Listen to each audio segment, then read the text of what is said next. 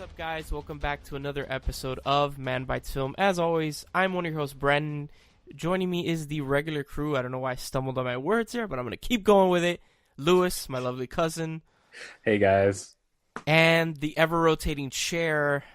Not really. He's always here with us. William. Hey, guys. What's up? All right, guys. So today is a special episode. We're going to be ending the Harry Potter fandom. And Lord of the Rings. This is the wrap-up of the whole... Yeah. We ended, Lewis and I ended the Harry Potter, the Lord of the Rings fandom, I guess, last time with the 1978 animated one. But today, we're going to be ending the Harry Potter fandom with the Deathly Hallows Part 1 and Part 2. And of course, we needed William here because he's this is his forte, you know? This is his fandom. I'm just here to mediate this shit. So... I don't know, where do you guys want to start with these two movies? Or I guess start with Deathly Hallows Part 1. So this is like the beginning of the end. This is basically what the series has been leading up to. Basically, Harry and his friends are like, peace out, Hogwarts. We ain't going here anymore. We're going to go find the other Horcruxes so we can defeat the snake dude. The Voldemorts, you know? So... Which was very interesting. The way they did this, like, it goes dark real quick. Oh, yeah. Real fast in this movie, and you don't have any light moments in these two movies whatsoever. Yeah. And right from the beginning, you're, like, literally transported into this war between basically the Muggles and the people that are in the wizardry that want peace, basically, and then the whole the what's his name, Pimpleface, attacking everybody. Voldemort and his clan. You call him Pimpleface? Yeah, it's Pimpleface. That's all he is. He doesn't have a nose, so he's a giant pimple. Jesus.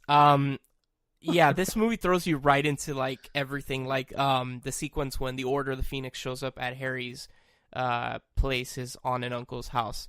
And they all start taking Polyjuice potions, and they're like, all right, we need to get Harry, like, the F out of here. This is really bad.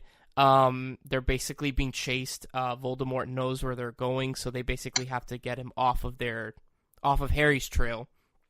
So, like, everyone is... Basically, they look like Harry, and I love that scene when they're all getting dressed. And who is it that they're like don't look. Yeah, like they're changing. She's like, don't look. I don't know if it's Hermione. I think it is Hermione. I think it was Hermione. No, was it? What's her name? Is it Fleur? Yes, it is Fleur, right? Yeah, okay. It is Fleur. Yeah, she's like, don't look, even though they all look like Harry. Like, don't look at me, I'm hideous. Yeah, I'm hideous. Don't look at my breasts, basically, even though I'm Harry. I would have loved to see the look on Daniel's face when the director went, okay, so we're going to shoot a whole bunch of you in different outfits. Now, stay with me on this one. Stay with me. On one of them, you're going to be wearing a bra, and you're going to hold yourself, and you're going to look away, and you're just going to be like, don't look at me, I'm hideous. And go. That is your motivation. I wonder how many takes it took just for that. Oh, man. Without laughing. Without laughing. Actually, you know what? I actually got tickets as well. My girlfriend got us tickets to go see his play in New York next Saturday. Oh, nice. So when I stage door, I know, right? That is awesome. But when I stage door, I need to remember when he comes up, and I'm gonna look at him and be like, "Don't look at me, I'm hideous." Yes, that'll be the best thing ever. Oh my god. So that sequence in the film leads to dude when Hedwig. Sorry. Oy vey. When Hedwig dies, I'm like, damn, dude, peace out, dude. You were the realest homie out there. Hey, what's the life expectancy of an owl? I actually don't know. About 6.5 books. I feel like this is the part where J.K. Rowling was like, you know what? I'm just gonna start killing everybody. Let's go, baby. Everyone's gonna die. Yeah, pretty much. Basically, I mean, they pull Game of Thrones 100% on this. Yeah, so it gets worse as the two movies progress. But in this one, it's in this specific scene at the end, Hedwig is dead, and so is Mad Eye Moody. And no, yeah, that's it, right? Those are the two that are dead. Mhm. Okay, yeah. You're good. And then basically they go to what is it, Fleur and Bill's wedding, right? Yes, it is Fleur and Bill's wedding. I'm like, yes, let me read this which real was quick. actually really cool the way they did that. That whole, like, it's literally from one attack to another attack to another attack. Basically. The whole both of these films, it's literally just attack, run, attack, run, attack, run. It's basically that. It's definitely gotten to the point that Voldemort is desperate. He wants Harry. I wouldn't dead. call it desperate. Maybe not I would desperate. say that he's calculating his risks and he's attacking and diminishing them really slowly, which is good because that's smart. I mean, also at this point in the game, he did not realize that Harry can see him, can feel him, can read his thoughts. True. So he's still at a very big disadvantage at this point. So remind me when we get to the end. There's a couple of scenes that were cut from the movie, which I think should be talked about real quick because I'm not just me, but as a fandom, we were upset that it did not make the final cut. But go on. Okay. Actually, this movie has one of my favorite scenes in the franchise, in the movies specifically. But we'll get to that.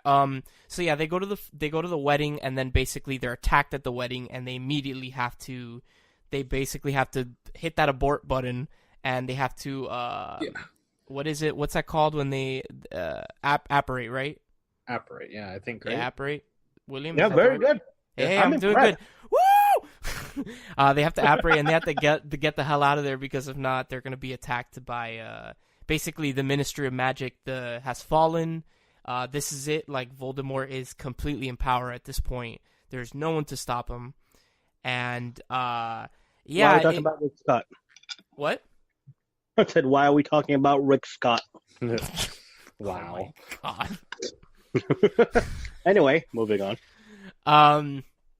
So yeah, basically from that point on, the movie turns into like Harry, Hermione, and Ron basically deciding not to go to Hogwarts for their final year and deciding to go on this adventure, quote unquote, to find the 6 other remaining Horcruxes at this point, or actually all of them because no 6, 4, I think. No, because the diary was already destroyed. Yeah, the diary is one of them. I know that's why. Yeah, that one's out of the question at this point. The rings, the Harry's one of them. Yeah, but that's later on. He hasn't died. The Harry. Remind me when we talk about Lord of the Rings to call him the Frodo. The Harry. That's the best thing I've heard all night. Yeah. So the diary's out. We have the ring or the locket that they attempt to get at the end of the Half-Blood Prince, which is not there. Yeah. So that's 2. Then you have the ring, which Dumbledore had, which is 3. Yeah, that's 3. Then you have Nagini. Nagini's 4. Potter's 5. Potter's 5. Nagini? Nagini the snake. Yeah. Is there any more? Yes, there's the Hufflepuff cup and the Rowena Ravenclaw's diadem.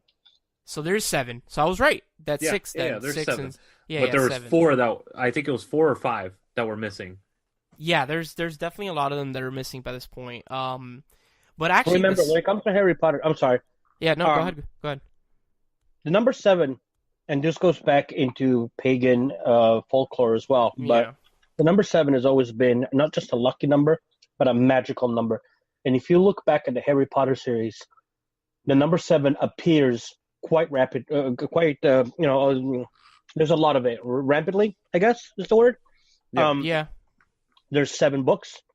There's 7 years at Hogwarts. There are 7 members of a Quidditch team. There are 7 Horcruxes. There are 7 main characters that die. I mean, you see Harry Potter's number is 7 on the team. The number 7 appears because it is a magical number, and that's the number that she went with. So when you're talking about Potter, and in doubt, unless it's obviously platform 9 3/4, go with number 7.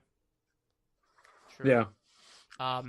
But what I was gonna say is, this movie actually has, one of my favorite scenes in the franchise, which is the scene when Ron is listening to the radio, and he's listening to hear if he hears any of his family's name. So basically,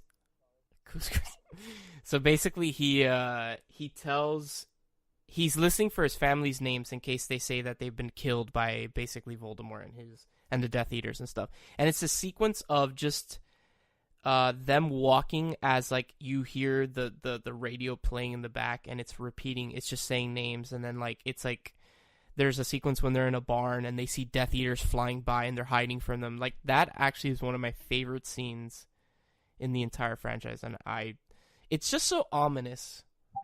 I think one of my favorite sequences is actually in these 2 films as well, and it's the animated sequence where they go into the Deathly Hallows, yes. which that was awesome, totally awesome. And I think that is probably one of my favorite sequences in all of Harry Potter. Yeah, so the Deathly Hallows, the the Elder Wand, the invisibility cloak, and the Resurrection Stone. I did it. William, be proud of me. I did it. Which of course Harry has one of them, which is the invisibility cloak. Dumbledore has the other, which is the Elder Wand. And who has the Resurrection Stone again, William? The Resurrection Stone at this point is actually, unbeknownst to him, Harry has it because when Dumbledore passed away, he left Harry with the golden snitch. Oh yeah, it's inside of it. I forgot. And it's inside of the golden snitch. So actually, Harry is in possession of it at this point in the game. Okay. So basically this, like this is definitely like the setting. It's like the stepping stone for the final encounter, the final battle, I guess you could say, of the Deathly Hallows Part 2. There are some cool sequences. Like I like when they go back to Godric's, what is it, Godric Hollow, right? Godric's Hollow, yes. I did it again. Be proud of me, Dad. Godric's Hollow. You can put Google down now.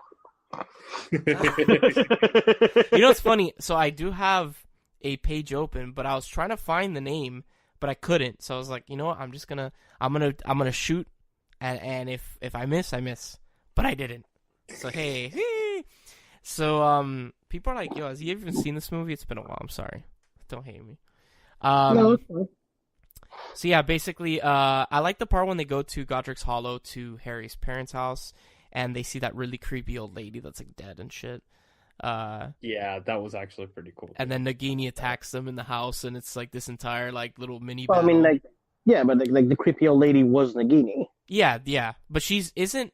So I never understood that she's dead. Like, what is Nagini inside? Like, what? What the? I think she takes the form of that lady, right? The snake takes the form of Here's the thing, like she takes the form of that lady, but now with the whole Fantastic Beasts that came out, that we see that Nagini used to be a person, and she suffers from a curse, a blood curse. Yeah. Where she turns into Nagini permanently. There's the question of how was Nagini able to turn into an old lady? And I guess like the only answer would probably be like, magic via Voldemort. I don't know. But hopefully that question will be answered at some point. Because, okay, so if I remember correctly, she is the old lady, but doesn't Hermione or somebody find the actual old lady in the house? She does, yes. And she's dead, right? She's just been, like, murdered. Like petrified or something, right? Yeah, no, I think she's been murdered. No, she was murdered. Yeah, by Nagini, I think it was. But yeah, and then this movie has one of the saddest deaths, and someone that is close to all our hearts on this show, and that Oh my is god, you talking about when Lestrange dies? My heart broke. no, that's later. But who I'm talking about, someone that is very dear to specifically my heart and Lewis's heart, and that's Dobby. When Dobby dies, Master. You mean Dobby? Dobby Digital. Was he digitally made? Um, Actually, I always felt bad in that scene. Like they're like out, and then like the knife goes through the portal, and like it just stabs them. I'm like, damn, dude, You know, you that poor little bastard. it didn't impact me as much as I thought it would watching it again. It really didn't. I was like, oh, that sucks. because like you see it coming. Well, yeah, but I've forgotten the whole movie. I literally forgot that Dobby died. I was like, I really forgot that he died like that. I thought he had died in the Half-Blood Prince, and I was like, when was he? Didn't he die? No. And Dobby then I was Digital? like, when the fuck does he die? I don't remember when he did. And I was like, oh, is it at the end of this movie? So I didn't remember, honestly. I didn't remember at all this movie. Dobby Digital, bro. That will never get old. That will never get old. When did Dolby Digital die? When the new technology came out? Master gave Dobby a sock. Poor bastard, dude. Poor bastard. So yeah, then the movie. Master gave Dolby a sound wave. Oh, horrible. Moving on. Is there anything else that you guys want to bring? I know I'm leaving stuff out of the Deathly Hallows Part 1. Well, I mean, Deathly Hallows Part 1, we all pretty much went in knowing it was maybe like a setup movie for the second one. Like I said, there was like a deleted scene, but because it's another one in Part 2 that I want to bring up as well, I'm gonna wait for that. I mean, you did a really good job. Like, you pretty much covered the synopsis. I know I left out like the whole part with Gryffindor's sword when he finds the sword in the lake. Yeah, but I mean that's all lake. part of like hunting the Horcruxes and everything. So yeah. Okay, so yeah. So yeah, Deathly Hallows Part 2, the final. It's the final countdown. Oh No? my It's god. me? All right, moving on. The Deathly Hallows Part 2, the finale. Yeah, this movie's like balls to the walls from like the beginning, like super balls to the walls. Yeah, seriously. Even worse than the first part. When they go into Gringotts bank with the dragon. Oh, dude, that was actually really, really cool. No, I like that part. It's just so like, whoa, what is going? Mind you, at this point in the book, you're probably like halfway through the book, so you're kind of waiting. You're ready for like the climax to start coming, or it's starting to build up to the climax. But this is like the beginning of a film, and you don't expect them to just be like, all right, we're going from 0 to 100 real quick in this movie, and this is it. Yeah, I mean, it literally picks up where it left off, and the movie starts with the house on the beach, like you were saying. Yes. Yes, and we are automatically reminded of the death of Dobby. Dolby Digital. You finally got it right.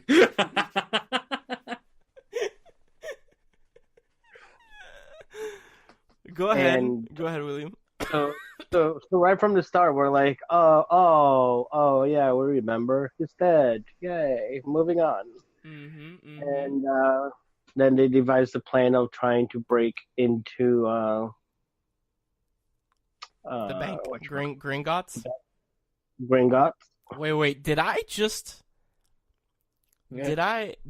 correct you? The man of the fandom. What?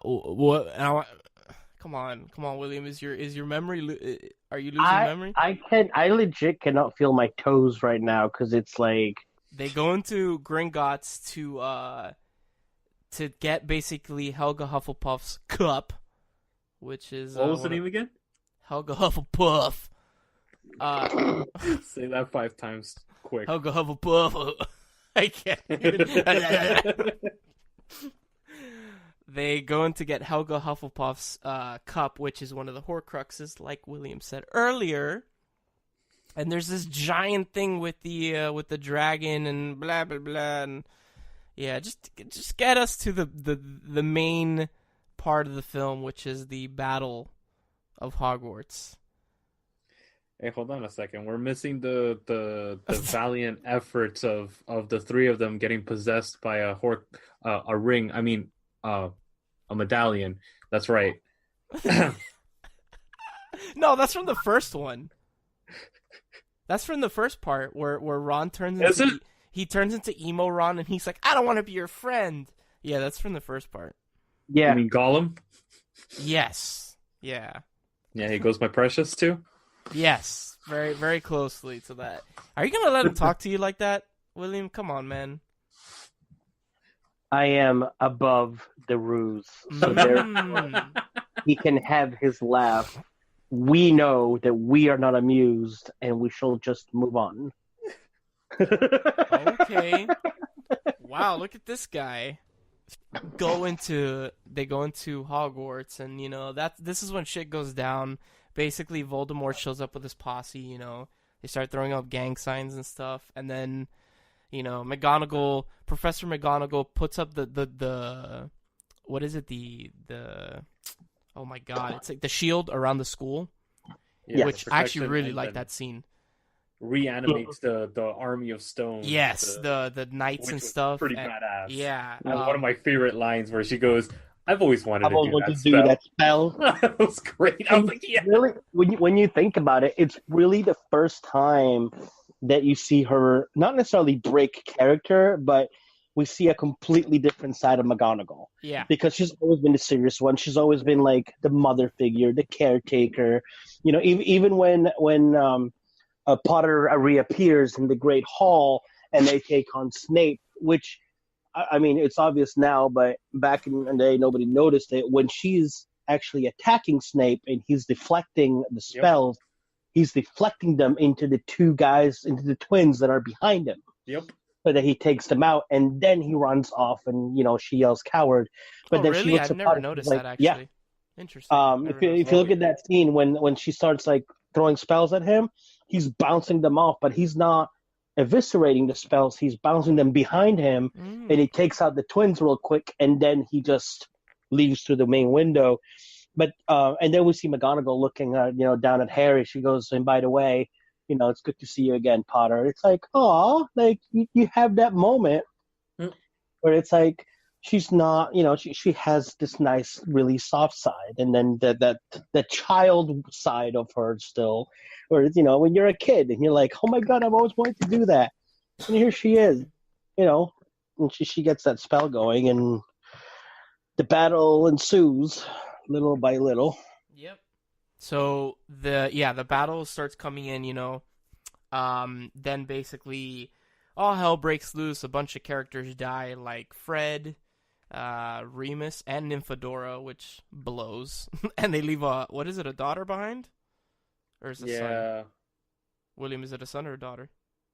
It's a son. Son. It's a son. Yeah. Yep. They leave him behind. Yeah, that was kind of crappy. I was like, oh. Yeah, one of the twins dies, Fred, like I just said, which, that sucks. Hey, where does Fred Weasley shop? Where? Forever 21. Yeah. I love he's laughing at his own joke. Whatever, I know I'm funny. Oh, and one thing I love about this movie is how much Neville shines in this movie. Finally, he's like, Neville's a badass. Neville's like, all right, bro, let's go. And then he like takes out the sword of Gryffindor from the Sorting Hat and kills Nagini with it. I'm like, yes, so good.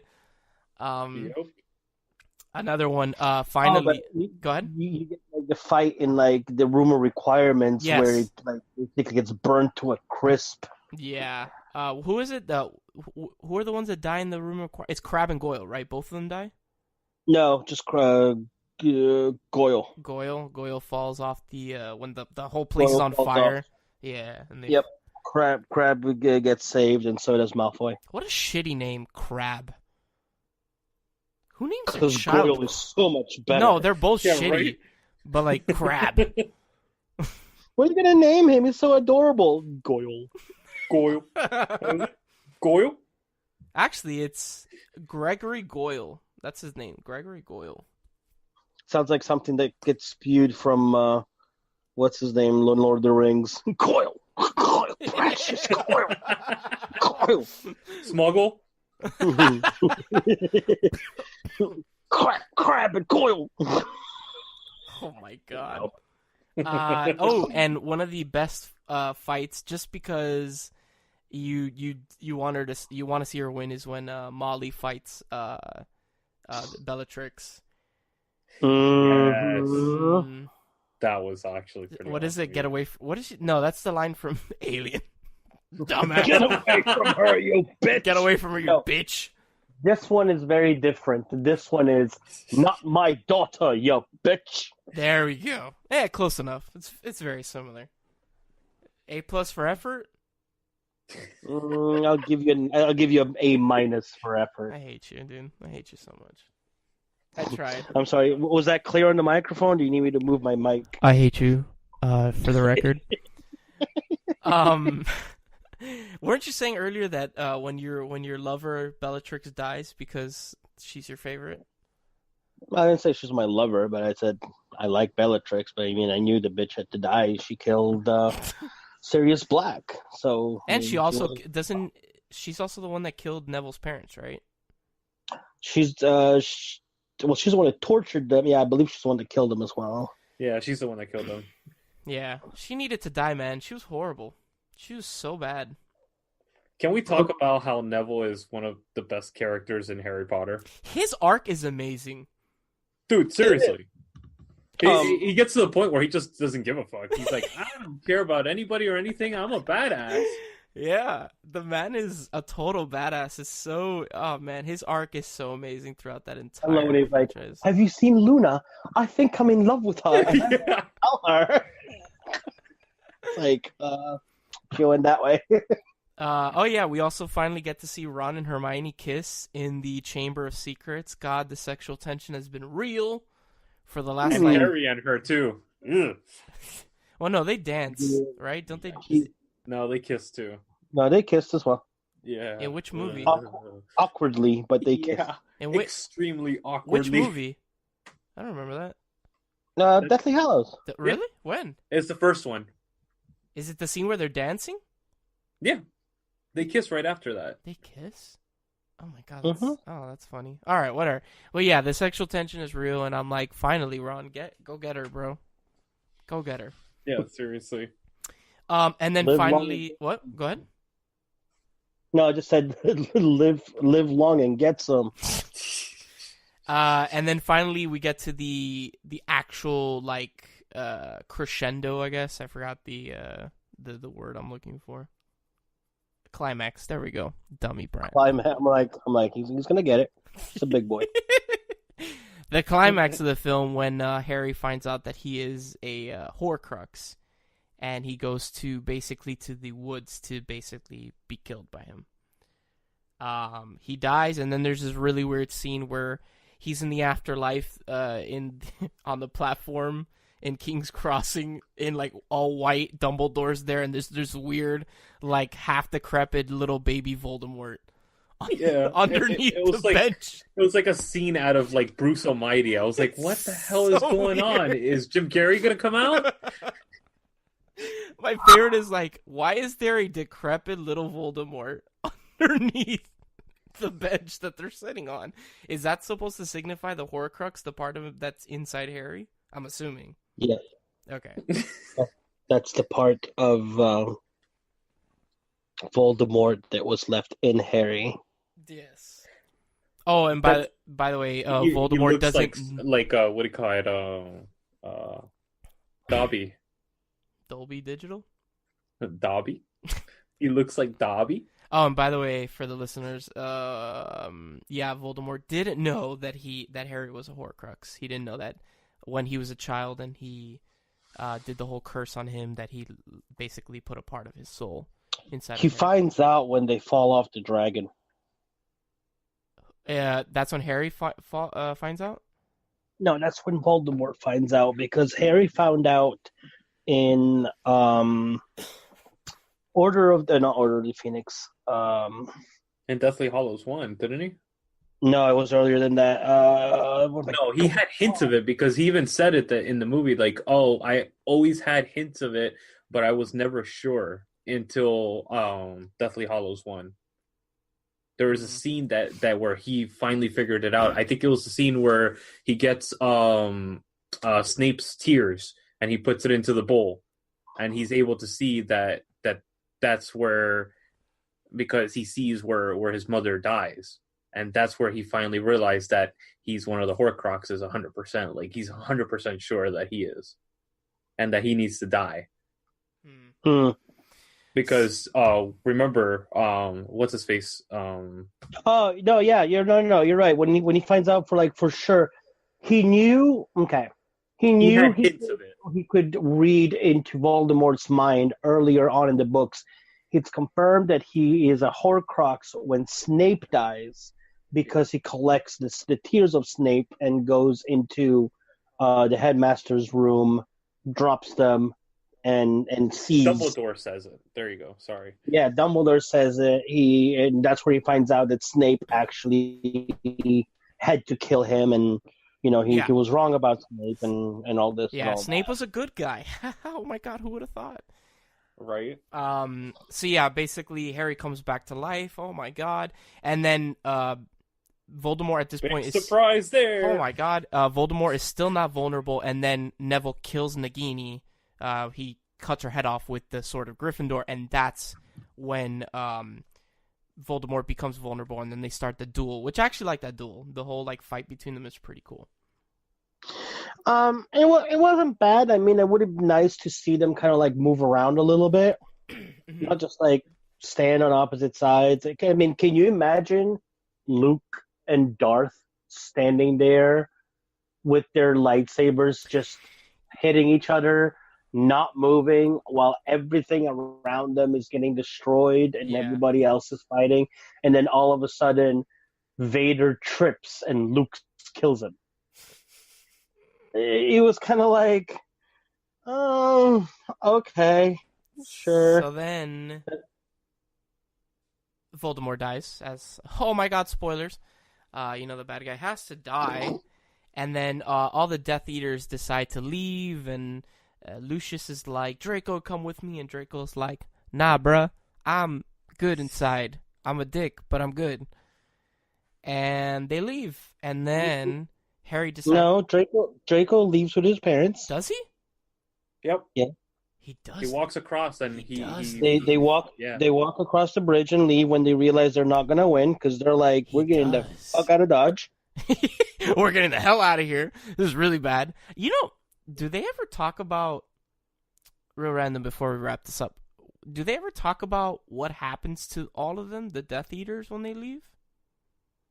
So a lot of them were quote unquote hunted down, but once the ministry is restored, a lot of them were sent to Azkaban. Those that were able to avoid Azkaban went on to lead normal lives. Their dark mark, actually, once Voldemort died, scarred over. Interesting. Okay. So they no longer had it, because, I mean, that was just basically alive as long as Voldemort was alive in some shape, way, or form. With Voldemort dead, it killed the tattoo. What I'm trying to get at is so in the epilogue of the movie, we see Draco. Why wasn't he hunted down? Draco doesn't go to jail, and he's not sentenced to Azkaban, because in the original book, which was actually shot in the movie, Draco grabs Harry's wand, runs back away from the Death Eaters, screams Harry, tosses him his wand, and joins everybody else on the Hogwarts side. Draco turns coat again. And again, this is a scene that everybody in the fandom wishes they would have stayed, because not only humanizes Draco finally, but Slytherin. It changes everything, but it it shows that Slytherin is not all bad. That just because you wear green doesn't mean that you're a Death Eater. Doesn't mean that you want everybody else dead. No. And I wish they would have kept it inside. And those are the two scenes. But that's exactly why Draco does not go to jail or is not persecuted afterwards, because he leaves the Death Eaters. He realizes this error of his mistakes. And if anything, brings the tide back back on the side of Hogwarts. So True. Yeah, I mean, you're talking about a kid that literally got traumatized as a child, and he was literally made to think this way by both of his parents, because his mom was basically a tool, let's be real, and his dad was just as bad and just completely blinded by his hatred for Harry and that whole thing. Yeah. So there were easy pickings for Voldemort. Yeah. True. Okay. Yeah, it's just funny. It's like, if they're gonna hunt these people down because they're criminals, technically they've done basically crimes against humanity, for lack of a better term. Like, they've tortured, they've killed. It's like, why wasn't Draco hunted down? But maybe he was. Maybe, like William said, maybe he did do time, or maybe they're like, hey, you were basically manipulated by your father and by everybody else to do this shit, so we're just gonna, like, let you go with a slap on the wrist. Who knows? pretty much. I mean, yeah, who knows? Yeah, so You have to remember, like, when McGonagall takes over Hogwarts, what's the first thing that she does? She brings the entire House of Slytherin into the dungeons, and you know, out of the way. Not because they're out of harm's way, it's because you don't know who to trust. So she just, which I think was a dick move, because I think that had she been able to, I know in the time it's like, okay, we don't have time to do this, but had Slytherin been allowed to fight with the rest of the school, they would not have the reputation that they have right now. yeah. Because you say Slytherin, you don't think shrewd. You don't think, you know, like this. It's so much deeper than, oh, you guys are the bad guys. Yeah. Oh, Because a lot more. Which you don't go into that in the movies at all. They're always the bad guys. Even in the second movie, when McGonagall gives the floor to basically Harry and his gang, she goes, oh, just blanket statement, all Slytherin, go with them, like they're all prisoners. It's like, what? Is that Slytherin is basically Voldemort's house, so basically I guess she's just trying to, like, make sure that the people that cannot be trusted are put somewhere that they can't harm other people. At this if I'm not mistaken, Peter Pettigrew was a freaking Gryffindor. True, you're right. So why not be like, oh well, and since Pettigrew was a Gryffindor and he served Voldemort, then all the Gryffindors can go along as well. You're right. You know what I mean? It was funny. Yeah. It was one of those, and not to get, you know, people compare the Death Eaters to the Nazis, The SS, because they were basically, the about Gestapo. pure blood and everything, Yeah. right? Nah. But yet, McGonagall did exactly what the U.S. did back in the 40s, where it's like, oh, the Japanese bombed us, so all Japanese are Yeah. bad, so we're going to get rid of all the Japanese and put them in camps. Yeah. Oh, Voldemort's from Slytherin, so all Slytherin must be bad, so we're going to get rid of all Slytherins. And that's where I think that a lot of people look over when they're like, oh, you have, because I have a dark mark tattoo on my arm, and they're like, oh, so you must be, like, you know, pro-Nazi. I'm like, no, it's a freaking tattoo that I like from Harry Potter. Oh my The God. meaning behind it. Wait. Has someone actually said that to you? Yes, more than one person. Are you serious? Really? Are you? I'm totally serious. That is fucking dumb. I have been downright accused that I am, whatchamacallit, not part of them, but not a follower. A sympathizer? Sympathizer. Thank you very much. That I've been a sympathizer because I have a dark mark. So stupid. It's a skull with a snake through it. I'm like, come on, oh man.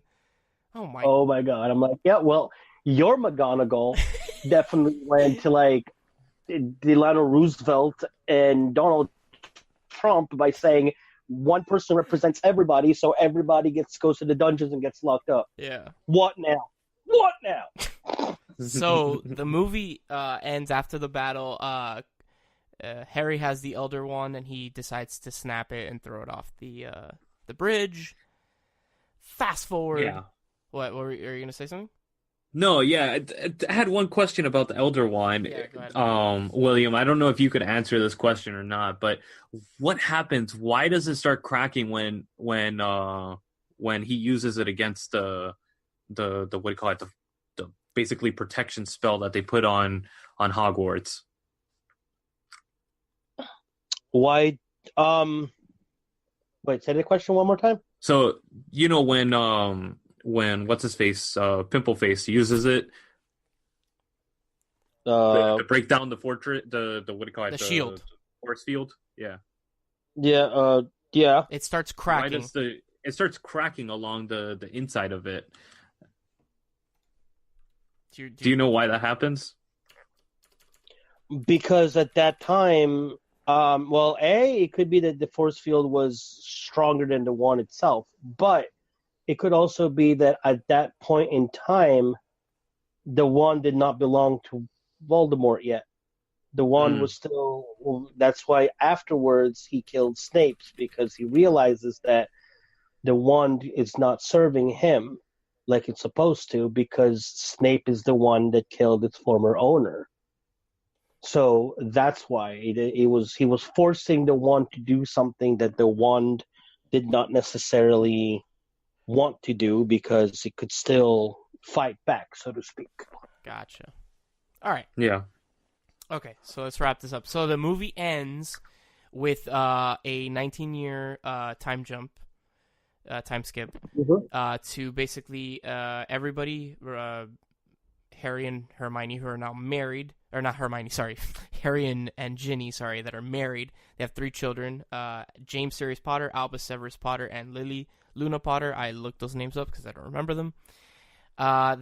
Which one is it that they're sending to Hogwarts at this point? It's Albus, right? Albus Severus. Albus Severus Potter. They are sending him the most picked on kid in Hogwarts history. Yeah, so basically they're sending him to Hogwarts, and they see Ron and Hermione, who also have a kid there, and they also see Draco, who also has a child there. Yep. And basically Albus is super nervous, and then, Harry gives him those little words of encouragement, and the movie ends in happily ever after or so, until the Cursed Child came out, which I still haven't even read. Shame on me. So yeah. That's Harry Potter. So what's your rating on these 2 films? As a whole? Yes. Probably like an 8. An 8? William? I would probably say an 8, but that's because if I'm doing it as a whole, the first one brings down the second one. But I mean, if I were to break them up, I'd probably do like a 6 on the first and like a 9 on the second one. Okay. And Lewis? 6. Damn. Ouch. Yeah, honestly, like there's only 2 parts that I really enjoyed. It was those parts of what do you call it? The animation, the whole sequence with the mythology and world building aspect of it. I love that, and I love that Pimple Face actually got to show us his true power. I mean, that's the only time we actually see him do anything besides that one time where he fights against the headmaster. I mean, that's it. That's the only other time that you see him do anything. So it's like, all right, finally we see Voldemort do something, which that's one of my biggest. Potter in the 4th movie. Huh? Or when he fights Potter in the 4th movie. It wasn't Potter though. It was what do you call it? Dumbledore. No, Dumbledore was in Order of the Phoenix. I'm talking about when he's actually resurrected and he takes on Potter right away in the graveyard. Oh, but that was lame. Come on. That was not really like anything. That took a whole like 30 seconds. Yeah, but still, okay. No. That's not a battle. I mean, that's like a flick. It's but also it's the same beef that I have with Lord of the Rings. Yeah, we have this all-powerful eye, but when do we see them? Never. Lord of the Rings kind of does it in a weird way at the beginning of the trilogy, and it kind of does it in the prologue of it to create this ominous presence, but it doesn't work. And it's the same thing with this Harry Potter movies. It's like, I want to see the villain. Where is the villain? Where's the power behind this villain? Why is this villain so powerful? At least, in Lord of the Rings, they give it like these 12 hours to build this crazy world behind everything. And there's a whole mythology behind it that builds even further. And I mean, Harry Potter does the same thing, but you have to go past the movies to see it. And Lord of the Rings, the same thing. Well, I mean, taking both fandoms into account, what's a greater villain? When the bad guy has to go and raise up his sleeves and do all the work for him, or when he's got thousands of followers that do all the dirty work for him and he doesn't really have to lift a finger until the very end. To me, somebody that has armies behind them and they don't really see his power till the end is a much stronger and more secure villain than somebody that is in the front lines every day because he's got no support. Yeah, but you see, even the masterminds, they show their mastermindery in like play.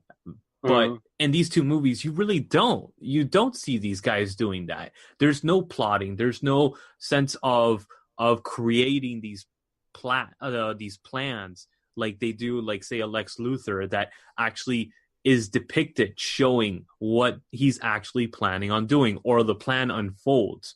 And some of the greatest villains are the ones that are masterminds, like you said, but that the movie actually gives you some evidence of this mastermind plot. With Harry Potter and with Lord of the Rings, you kind of like, what? It kind of all falls into these like very tropey, very like, oh wow, that was interesting. Yeah. At least my guy was mobile and not stuck in a tower in just an eye. All he was missing was a nose. Your dude was missing everything but an eye. I mean, everything. Both movies, they fall short in that sense, and I'm trying to draw the parallel between the two movies since we were talking about these two movies for the last 2 months. Or year or so.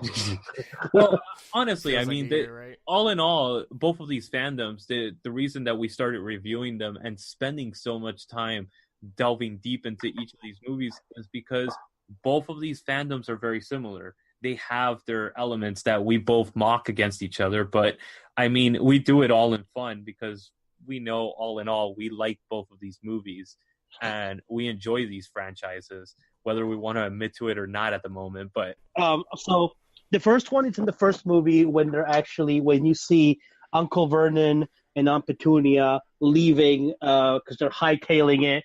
The Death Eaters are coming, and the scene that they cut, which if you have the extended version is actually in the movie, so it's actually shot, is her standing in the house with Potter, and up until now, she's been a bitch.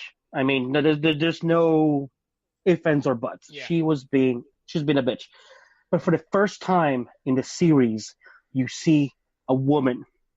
You see a person, because she stands there and she's talking to Potter, and she talks to Potter about the night that Lily died. And she goes, you didn't just lose a mother that night. I lost a sister. Yeah. Yeah. And it's like, wow, like she's human. This person that has been nothing but just evil to the main character, and like you kind of understand to some degree where her anger was coming from towards her nephew. It wasn't necessarily that she hated her nephew. It was the fact that him being there was a constant reminder that her sister was dead. Yeah. And that's what was like eating her up inside. And I think that they should have left it because it's literally like a minute long scene. And I think that it would have changed the scope on how people see at least her. Vernon was an ass. He was out there, out hightailing it, whatever. And then even his cousin goes and shakes hands with Potter, and he goes, I guess we'll never see each other again. He's like, no, he's like, you something along like you matter to me. Like they have a moment together as well. And those two scenes should have stayed in the movie because it humanizes both these two characters that we've come to like wait to see how much of a dick they can be to Harry. Yeah. And the other scene is towards the end of the part 2, where again Draco was a dick. Draco was a bully. Draco didn't know how to fit in. All this and all that. But it's the original scene. Draco is the one that grabs Harry's wand, runs back across. Those 2 scenes or those 3 scenes, I wish they would have left in the movie because it changes the perspective on so many people that to this day they still get a bad rap, and which they really shouldn't be, because if you read the books, you'll know the difference. Okay. But that's it. Okay. Awesome. So thank you to everyone that has listened for our journey through the Harry Potter franchise. Yeah. And the Lord of the Rings franchise. We'll probably be doing another one soon. Maybe Star Wars. Wink, wink. I would love that so much. You have no idea. That's my fandom. So yeah. Lewis, we haven't done this in a while since we've been doing the 2 fandoms that we, for people that listen and you've forgotten, we recommend movies at the end of our show. So, Lewis. Yeah. All right. So we are going to be reviewing next week Outlaw King. This is the story. Basically, it picks up where Braveheart left off, and it continues the legacy of Scotland and their future kings. Nice. And this is with Chris Pine. Yeah. The better Chris. Fighting words, dude. That's for another day. Podcast. That's for another day. Chris Pine, Chris Evans, Chris Hemsworth. That's right. All right. I threw out the gauntlet on that one. All right. So yeah, we're gonna be reviewing that one next week. All right, guys. So Outlaw Kings for next week. Thank you, William. Absolutely, anytime, guys. Awesome. Thank you, Lewis. Thank you. As always, I'm Brandon, and we will see you guys next week.